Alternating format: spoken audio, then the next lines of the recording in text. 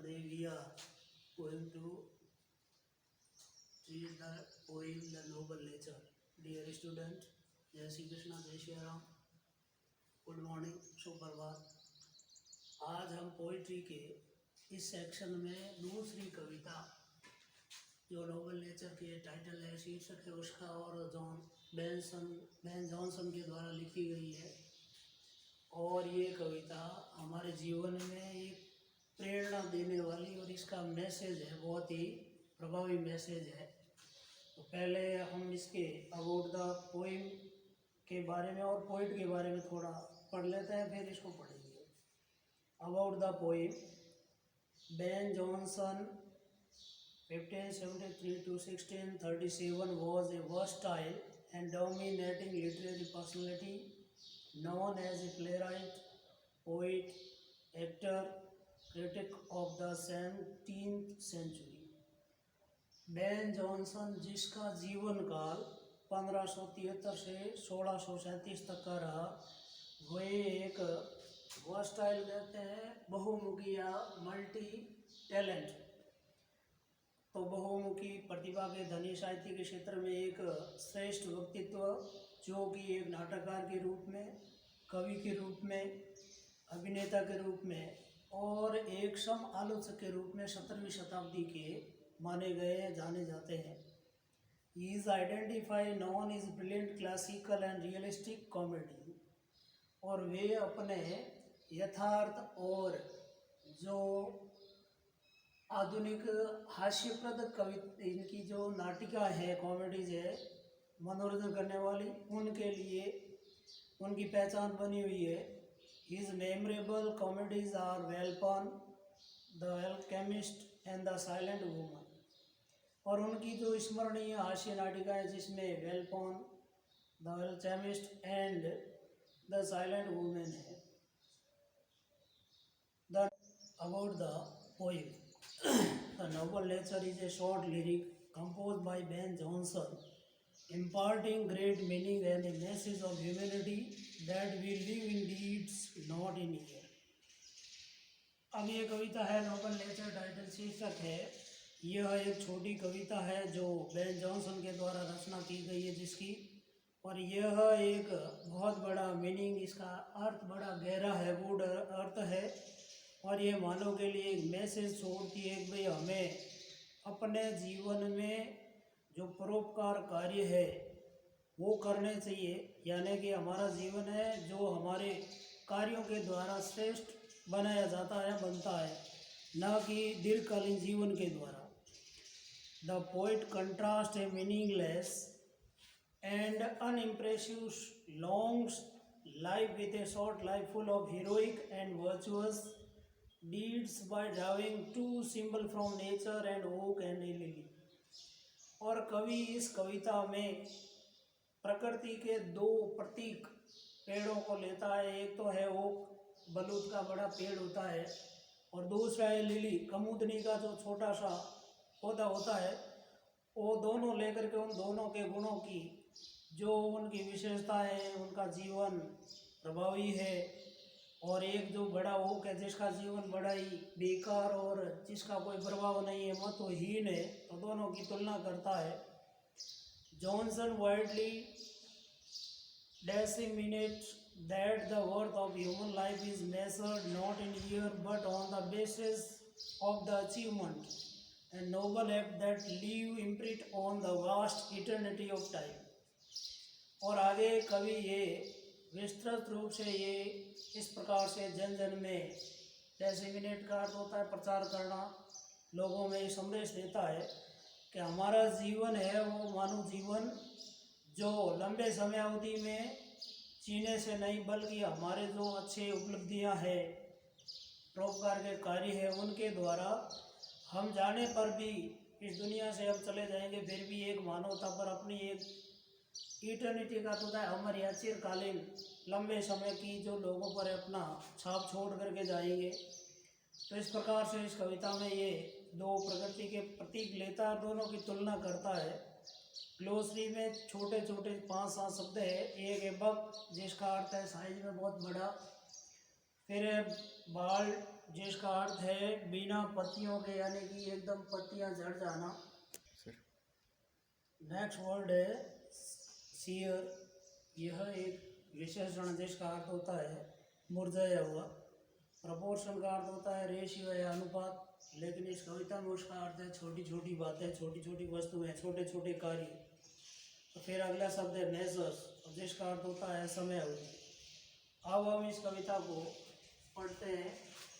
Nobel nature, it is not growing like a tree in buck doth make man better be on standing or standing long an oak 300 years to fall a log at last dry, bald and sere. A lily of a day in a farrier far in May, although it fall and die that night, it was the plant and the flower of light. In a small proportions we just beauties see, and in the short measures life may perfect be.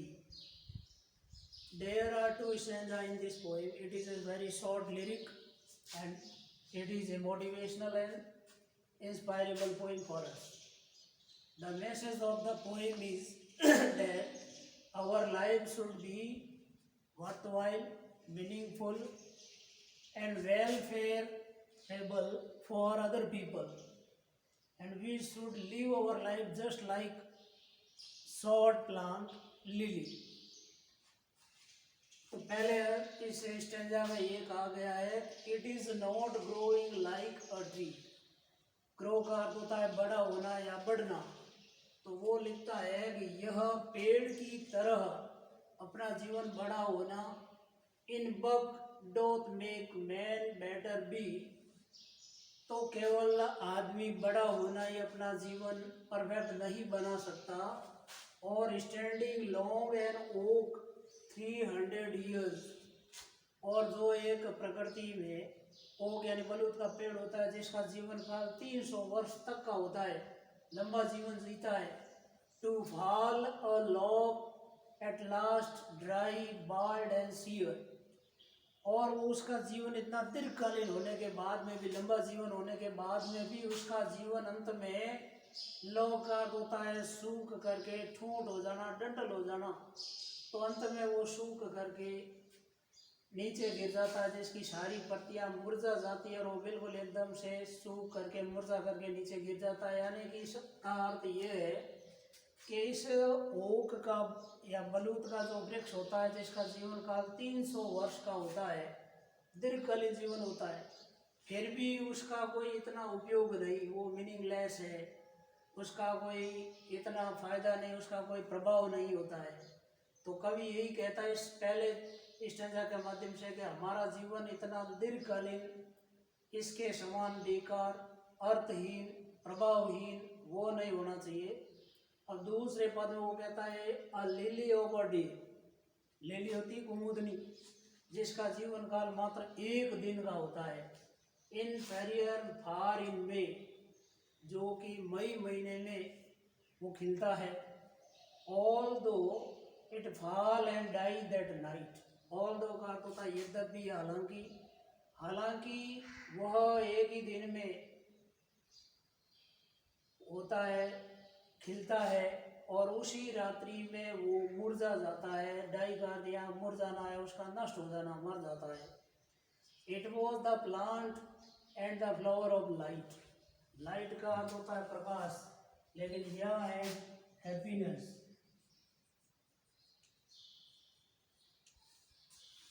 कि वो पौधा है प्रसन्नता का, दूसरों को प्रकाश देने वाला, दूसरों को आनंद देने वाला वो पौधा और फूल है, यानी कि उसे दूसरों को आनंद देने वाला एक पौधा और फूल कहा गया है। In small proportion we just beauty see, proportion का अर्थ होता है अनुपात या रेशियो, लेकिन इस कविता में है छोटे छोटे जो हमारे द्वारा किए गए कार्य। वो लिखता है कि हम छोटे छोटे कार्यों में, छोटी छोटी बातों में हम सुंदरताएं देखते हैं, उनमें अच्छी बातें देखते हैं।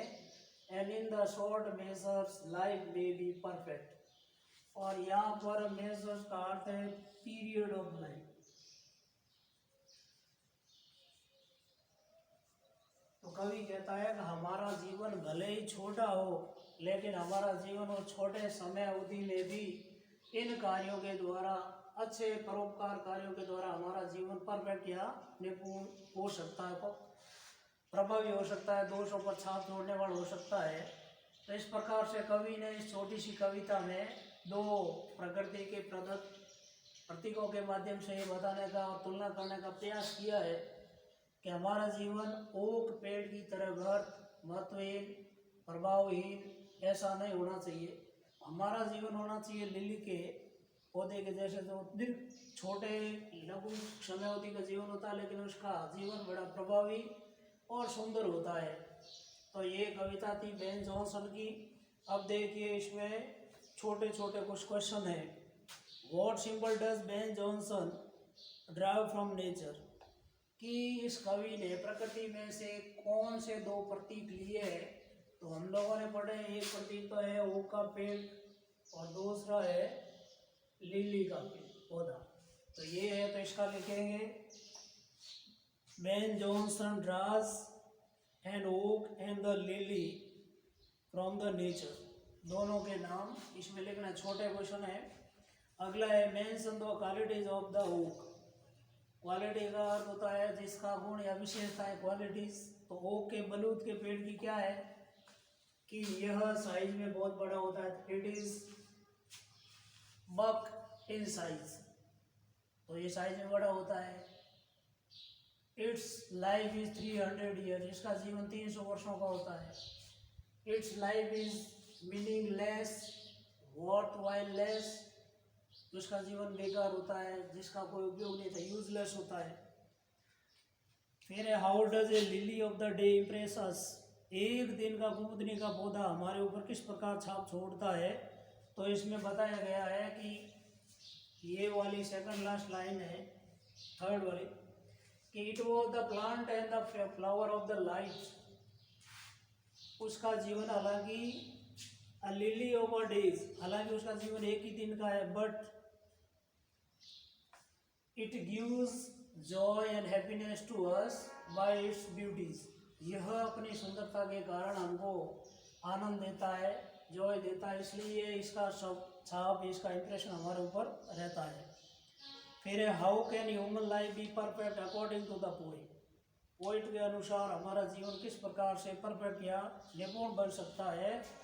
तो यहाँ लिखा है इस कविता के सार के हिसाब से देखेंगे तो यही होगा कि according to the poet, if it is made beautiful, worthwhile and meaningful and achieve like a lily, then our life become perfect. तो इस प्रकार हमारा जीवन भी अच्छा बन सकता है। तो ये इसके कुछ छोटे छोटे क्वेश्चन थे और इसका मैसेज है, यही था मैसेज में पहले ही बोला है। तो फिर देख लेते हैं मैसेज ऑफ द पोइम में, ये human life should be meaningful, worth while end of achievement long period of life, and big size is not important, heroic and virtuous deed are important, noble act in life count a lot। यानी कि हमारा जीवन है वो इस प्रकार एक lily के इस पौधे की तरह होना चाहिए, न कि ओक की तरह होना चाहिए। इस प्रकार से एक कविता है हमारे पाठ में, कोर्स में। धन्यवाद।